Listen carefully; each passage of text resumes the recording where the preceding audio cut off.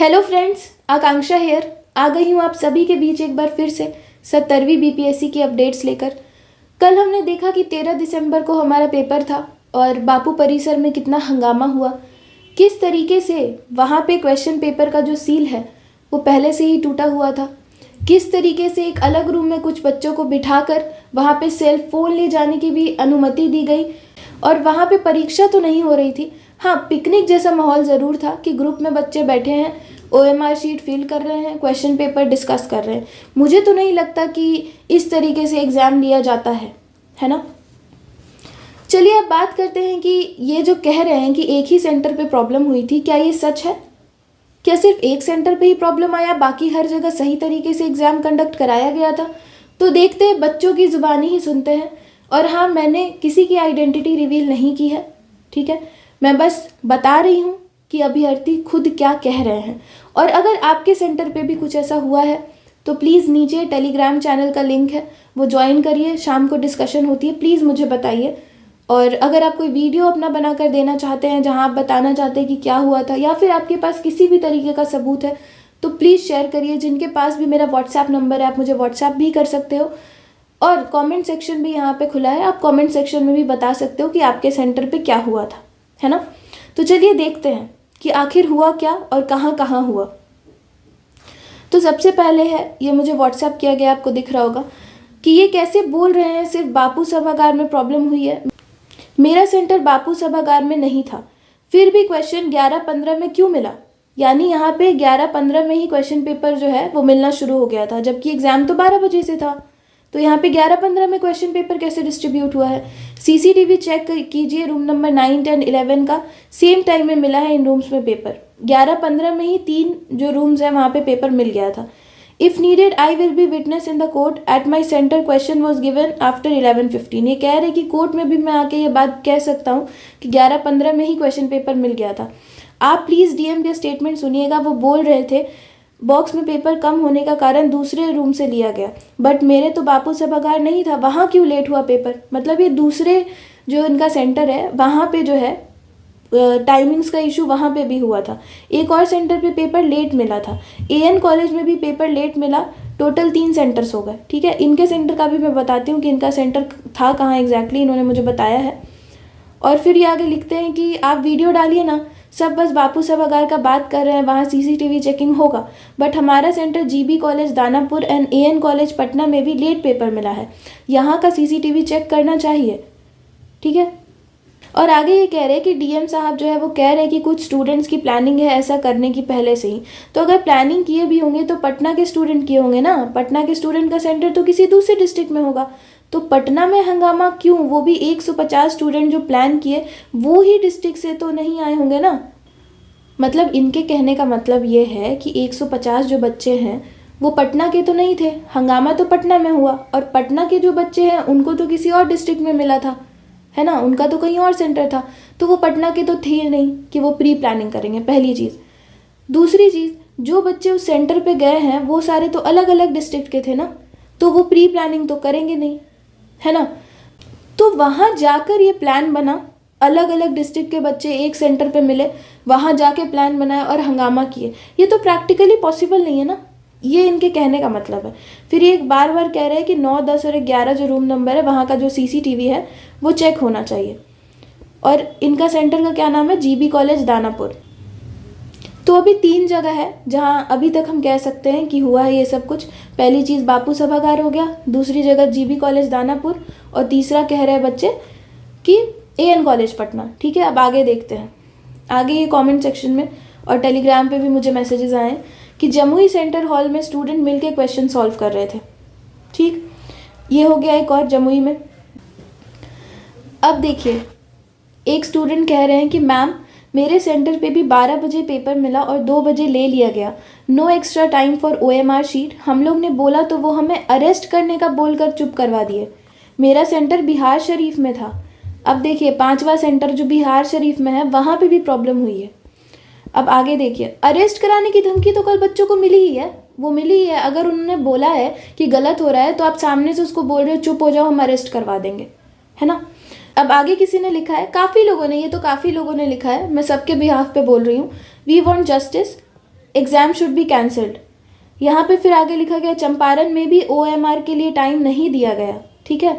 तो मिसकंडक्ट तो बहुत जगह हुआ है, ये कैसे कह रहे हैं कि सिर्फ एक जगह हुआ है, ये मुझे समझ नहीं आ रहा है। अब देखिए, नो मैम मेरा सेंटर भी वही था, ये बापू सभागार की बात हो रही है। मेरा 3rd फ्लोर पर था, तो फ्लोर का तो कोई नहीं, 4th 5th ये सब भी था, बट बहुत तमाशा हुआ है वहाँ, ये बात सच है। मुझे भी पेपर 12:30 पर मिला था, एंड अदर रूम में मेरी एक नोन थी, उनको तो पेपर मिला ही नहीं, ठीक है। मेरे सेंटर पर कुछ लोग 11 बजे के बाद स्कूल में एंटर हुए, मैंने खुद गेट से आते देखा 11 बजे के बाद। ये सब मिसकंडक्ट हो रहा है और आयोग मानने को रेडी ही नहीं है ना। ऐसा कैसे हो सकता है कि केवल एक ही सेंटर पर सभी गलत लड़के पहुंच जाएं? गजब आयोग की कहानी है। अभी तो मेरे पास इतने सारे मैसेजेस हैं और हम सभी के पास इतने सारे एविडेंसेस हैं कि हम ये मान सकते हैं कि पेपर लीक हुआ है, लेकिन आयोग जो है वो खुद ही अभी एक्यूज्ड है ये चीज़ें करने के लिए, मिसकंडक्ट कराने के लिए। आयोग खुद ही वकील है और आयोग ही जज है। वो खुद गलती करें, खुद ही अपनी वकालत कर लेते हैं, खुद ही जजमेंट पास कर देते हैं कि नहीं नहीं हुआ था। ये एग्ज़ाम किसके लिए है? हम बच्चों के लिए है ना। जब हमें शुरू से एग्ज़ाम में प्रॉब्लम्स आ रही हैं, ये शुरू से नहीं सुन रहे हैं, तो इनके ऊपर ऐसा क्या दबाव है या ये क्या कर रहे हैं, ये खुद कितने सीरियस है एग्ज़ाम कराने के लिए, अब हमें सोचने की ज़रूरत है। ऐसा तो नहीं हो सकता ना कि आयोग ही अक्यूज्ड है, आयोग ही जज बन जाए, आयोग ही वकील बन जाए, वही वकालत कर ले, वही जजमेंट सुना दे। तो अब समय है कि हम लोग अब यूनाइटेड रहें और इसके खिलाफ आवाज़ उठाएं। ये जो 2035 पोस्ट का लॉलीपॉप जो हमें मिला था ना, जो मैं शुरू से कह रही हूँ, वो मात्र लॉलीपॉप ही है। अभी देखिए इतनी बड़ी धांधली हो गई, इतनी बड़ी धांधली हो गई है, फिर भी ये मानने को तैयार नहीं है। ये उसको भी कवर अप कर रहे हैं, उसमें भी लीपापोती कर रहे हैं कि नहीं सिर्फ एक सेंटर पे हुआ, जबकि ये सच नहीं है। काफ़ी सेंटर्स पे प्रॉब्लम्स हुई हैं, लेकिन आप बच्चों का सुनोगे तब ना। प्रॉब्लम तो बच्चों के साथ हुई है, लेकिन आप किसका सुनते हो? एग्ज़ाम तो बच्चों को देना था, लेकिन आपने किसका सुना? उस समय आपने कोचिंग वालों को बुला लिया। अभी आप खुद ही अपनी वकालत कर रहे हो, खुद ही बता रहे हो कि नहीं प्रॉब्लम नहीं हुई। अगर प्रॉब्लम नहीं हुई तो बच्चे इतने आक्रोशित क्यों हैं? आप कैसे देख रहे हो कि सिविल सर्विसेज का एस्पिरेंट है, अगर वो इतना आक्रोशित है, बच्चे इतने आक्रोशित है, तो कुछ तो प्रॉब्लम है ना। लेकिन आप तो वो देखना ही नहीं चाहते हो, क्योंकि आपका तो कुछ और हो रखा है ना सेटिंग। अब तो सामने से दिख रहा है कि क्या चीज़ें हैं। अब भी जिसको नहीं दिख रहा है, जिसको सच्चाई नहीं दिख रही है, तो वो दुनिया का सबसे बड़ा महामूर्ख है और कुछ नहीं। चलिए आगे देखते हैं, बहुत इंपॉर्टेंट बात मुझे आगे करनी है। आगे देखिए, ये दैनिक भास्कर के फर्स्ट पेज पे आया, फ्रंट पेज पे। ये यहाँ पे क्या धांधली हुई है आप देखिए कि सर्किट हाउस में 11 छात्रों को VIP ट्रीटमेंट, सभी अफसर के रिश्तेदार। अब देखिए सर्किट हाउस में जो है 11 बच्चे रुके थे और उनको वहाँ VIP ट्रीटमेंट मिल रही थी, और वो जो थे BPSC के अभ्यर्थी थे। ठीक है, आगे देखते हैं कि क्या यहाँ पे लिखा है। देखिए मैं आपको मैटर समझाती हूँ कि जो सर्किट हाउस होता है ना, वहाँ पे ऑफिसर या उनकी फैमिली या उनका कोई नोन है वो रुक सकता है। ठीक है, अब बात ये है कि 11 बच्चे थे जो सेम सेंटर पे एग्ज़ाम देने आए थे और सर्किट हाउस में उन्हें रुकवाया गया था ये कह के कि ये ऑफिसर के रिश्तेदार है और इनको VIP ट्रीटमेंट मिल रही थी, ब्रेकफास्ट मिल रहा है और बाकी चीज़ें मिल रही हैं, है ना। और इनके साथ एक व्यक्ति आया था, यहाँ पे ये मेंशन्ड है कि सवाल यह है कि जिन 11 परीक्षार्थियों को VIP कहकर जिला अतिथि गृह में रुकवाया गया, उनके साथ एक परिजन कौन ठहरा था? उनके साथ सिर्फ एक इंसान ठहरा था जो उन सबका रिलेटिव था। अब आप सोचिए कि एक कॉमन व्यक्ति उन सबका रिलेटिव था और वो सब उनके साथ वहाँ पे ठहरे हुए थे, तो वो आखिर था कौन? अच्छी बात यह है कि इनका जो आइडेंटिटी प्रूफ है ये सब कुछ ले लिया गया है। अब अगर इनको रुकने की ये व्यवस्था दी गई है तो आप सोचिए कि बाकी जगहों पे क्या व्यवस्था दी जा रही होगी इनको। ये सोचने वाली बात है ना। क्या एग्जामिनेशन सेंटर पे भी इतनी अच्छी व्यवस्था मिलती होगी इनको? क्योंकि ये तो प्रैक्टिकली पॉसिबल नहीं है ना कि 11 जो बच्चे हैं वो एक ही फैमिली के हों, उनका एक ही कोई रिश्तेदार हो, या जो सभी 11 बच्चे हैं वो सब ऑफिसर के ही रिश्तेदार हों और उन सब का सेंटर एक ही पड़ गया हो। मतलब इतना सारा कोइंसिडेंस एक साथ तो हो नहीं सकता, मुझे नहीं लगता कि प्रैक्टिकली पॉसिबल है। अब आप सोच सकते हैं कि आगे क्या इसकी सच्चाई होगी, है ना। अब आगे थोड़ा एनालिसिस करते हैं, जो आयोग ने बोला है उन्हीं की बातों पे थोड़ा एनालिसिस करते हैं हम लोग, और डेटा एनालिसिस करते हैं। जो आयोग ने डेटा दिया है उन्हीं की बात थोड़ा रिपीट करते हैं और थोड़ा एनालाइज करते हैं सिचुएशन को। ठीक, देखिए सबसे पहले तो 4.8 लाख जो बच्चे हैं उन्होंने फॉर्म फिलअप किया अप्रॉक्स। ठीक, आयोग का कहना क्या है कि 67% जो बच्चे हैं वो अपीयर हुए थे एग्जाम में। ठीक है, ये आयोग का ही दिया हुआ डेटा है जो मैं आपके सामने रख रही हूँ। अब देखिए, जो बापू सभागार है, बापू परिसर, वहाँ पे कितने बच्चे एग्जाम देने वाले थे? 12,000। उसकी कैपेसिटी है कि इतने बच्चे एग्जाम दे, तो 12,000 बच्चे जो थे वो एग्जाम वहाँ पे दे सकते थे। अब अगर ये देखा जाए कि इसमें से 67% बच्चे अगर अपीयर हुए थे, तो ये इसका 67% कितना आ जाएगा? 8,000 समथिंग।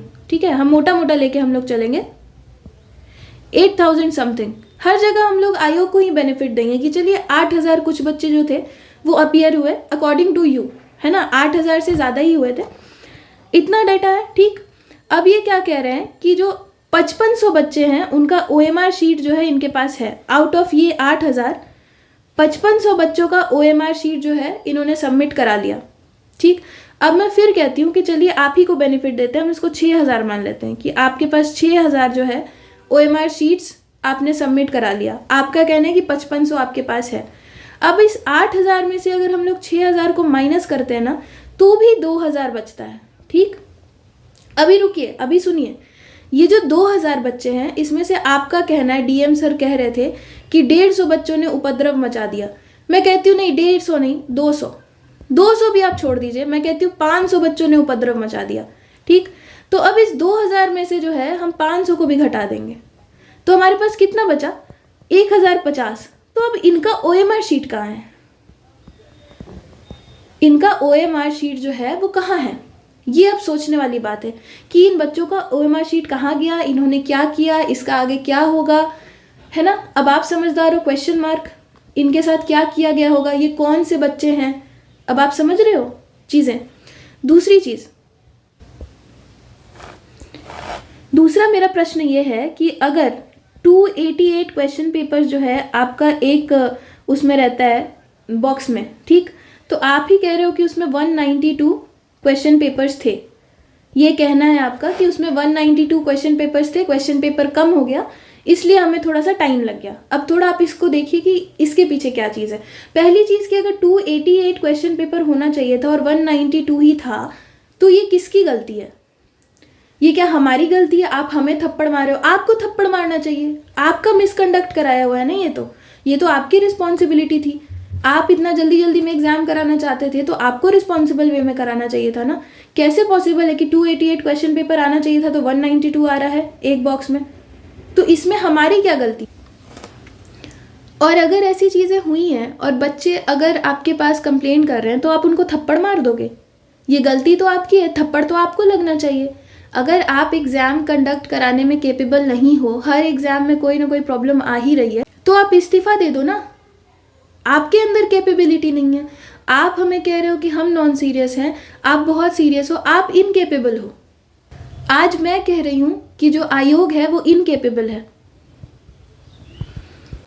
आपने हमें कहा था ना कि हम नॉन सीरियस है, आज हम आपको कहते हैं कि आप इनकेपेबल हो, आप असमर्थ हो कोई भी एग्जाम कंडक्ट कराने में। ठीक है, तो ये जो क्वेश्चन पेपर अगर यहाँ पे नहीं था ना, अगर कम था, तो वो आपकी प्रॉब्लम है, आपकी गलती है, आप केयरलेस हो, आप नॉन सीरियस हो, you are incapable of conducting any examination. तो आप इस्तीफा दे दो, आप मान लो कि आप इनकेपेबल हो। इतने सारे बच्चे एक साथ गलत नहीं हो सकते हैं, हमेशा बच्चों पे हाथ उठाया जाता है। और एक बात और, हमने कोई वायलेंस नहीं की है, हमने कुछ गलत नहीं किया कि आप हाथ उठा देते हो हम पे, ठीक है ना। अगर बच्चे शांत है ना तो वो इसलिए क्योंकि वो सिविल सर्विसेज की तैयारी कर रहे हैं। हमें पता है कि सभ्य समाज में कैसे रहा जाता है, लेकिन शायद आप भूल गए हो। जब देखा तब डंडा लगवा दिया, जब देखा तो थप्पड़ मार दिया। क्या हमारी कोई ईगो, हमारी कोई सेल्फ स्टीम नहीं है क्या? हम किसी सोसाइटी का पार्ट नहीं है क्या? उस बच्चे के ऊपर क्या गुजरी होगी? ऑन कैमरा सबके सामने थप्पड़ मारा गया, उसके रिश्तेदार, परिवार, आसपास के लोग, सबने देखी है वो चीज़। आप कैसे हाथ चला सकते हो किसी भी परिस्थिति में? क्या वो बच्चा वायलेंस कर रहा था क्या? और कर भी रहा था तो क्या आपके पास राइट है क्या हाथ चलाने का? तो आप मानो कि आपका सिस्टम इनकेपेबल है, हम नॉन सीरियस नहीं है। आज आपको एक नया टैग मिलता है, यू आर इनकेपेबल।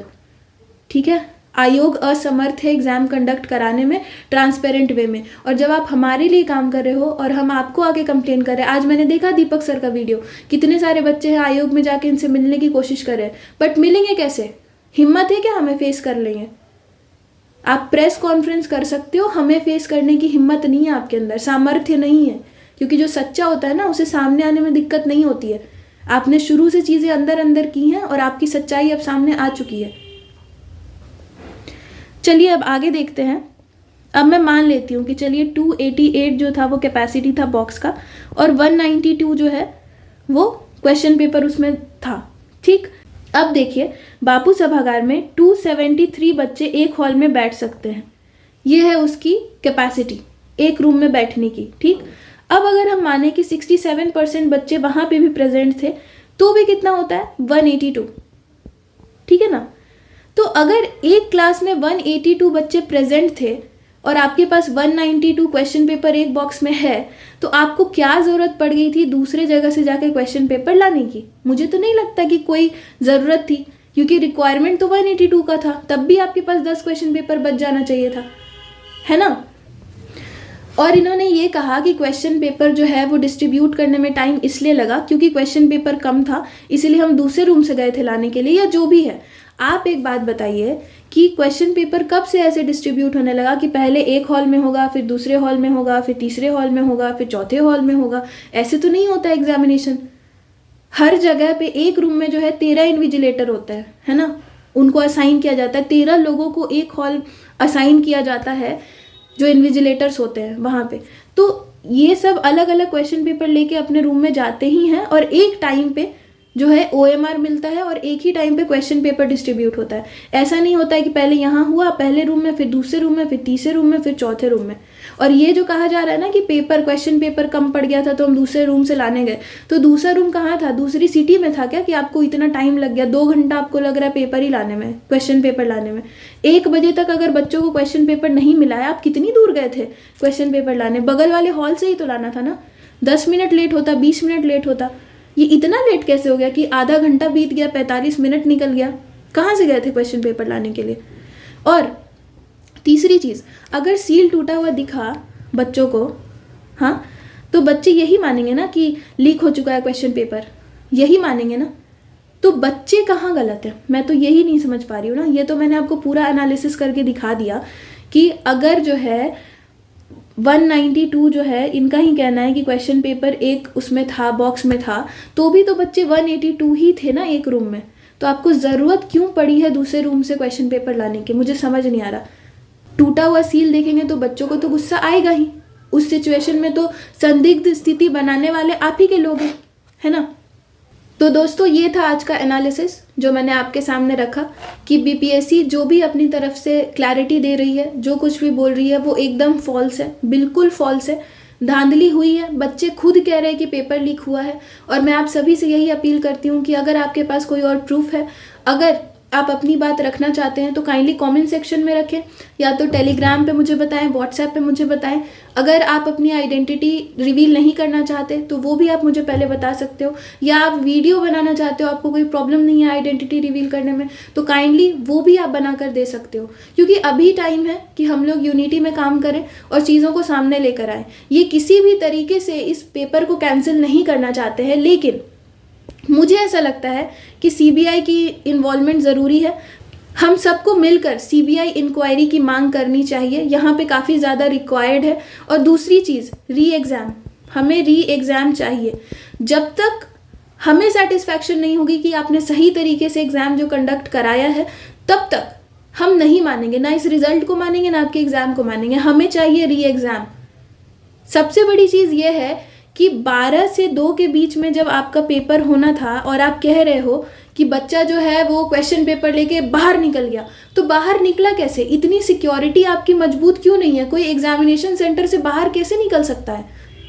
ये क्या हमारी गलती है? और इस तरीके का माहौल देख के बाकी बच्चे कैसे पेपर दे पाएंगे और हम आप पे यकीन कैसे कर पाएंगे? सबसे बड़ी चीज़ है, आप 11 बजे के बाद बच्चों को घुसने देते हो और एग्जामिनेशन के बीच में कोई बच्चा बाहर निकल के आ जा रहा है क्वेश्चन पेपर लेकर के, और इसमें भी हमारी ही गलती है। ना आपकी सिक्योरिटी सही है, ना आपका कंडक्ट कराने का तरीका सही है एग्ज़ाम, ना तो आप नोटिफिकेशन से लेकर अभी तक आपने एक नोटिस सही से अपने वेबसाइट पर दिया है। अगर आपसे नहीं संभल रही हैं चीज़ें, काइंडली आप रेजिग्नेशन दे दीजिए। हमारी ये भी एक मांग है कि जो भी चेयरमैन सर है काइंडली इस्तीफा दे दें प्लीज़। हम आपसे जो है सेटिस्फाई नहीं है और ये एग्ज़ाम हमारे लिए कंडक्ट कराया जा रहा है, हम सब के लिए कराया जा रहा है, तो हम सब बताएंगे कि क्या प्रॉब्लम्स है ना। और प्लीज़ जितने भी लीडर्स हैं, अभी तो कम से कम सीएम सर को इंटरफेयर करना चाहिए। अभी तक उनका एक स्टेटमेंट सही तरीके से बाहर नहीं आ रहा है, अभी भी वो चुप है। क्या मानूं मैं इस चीज़ को। और देखिएगा आप धीरे धीरे करके ना ये चीज़ें शांत हो जाएंगी, इसका रिजल्ट भी आ जाएगा और फिर सब कुछ खत्म हो जाएगा। और ये अभी नहीं होगा, ये हमेशा होगा, हमारे साथ होगा, आने वाली पीढ़ियों के साथ होगा। क्योंकि मैं जिससे भी डिस्कस कर रही हूँ वो मुझे यही कह रहे हैं, अरे ये तो बिहार है, यहाँ पे तो ऐसा होता ही है। तो ठीक है भैया, मान लो, अपनी फेट को एक्सेप्ट कर लो, किस्मत को, कि हाँ ये बिहार है, यहाँ ऐसा होता है। जो पढ़ने वाले बच्चे हैं वो एज यूजुअल बाहर चले जाएंगे, बाहर जाके कहीं सेटल हो जाएंगे। और ये जो क्राउड है जो ये मान के चलता है ना कि ये बिहार है, यहाँ ऐसा होता ही है, यही लोग यहाँ पे रहेंगे और ऐसे ही सड़ते रहेंगे। कभी चीज़ें यहाँ पे सही नहीं होगी, ठीक ना।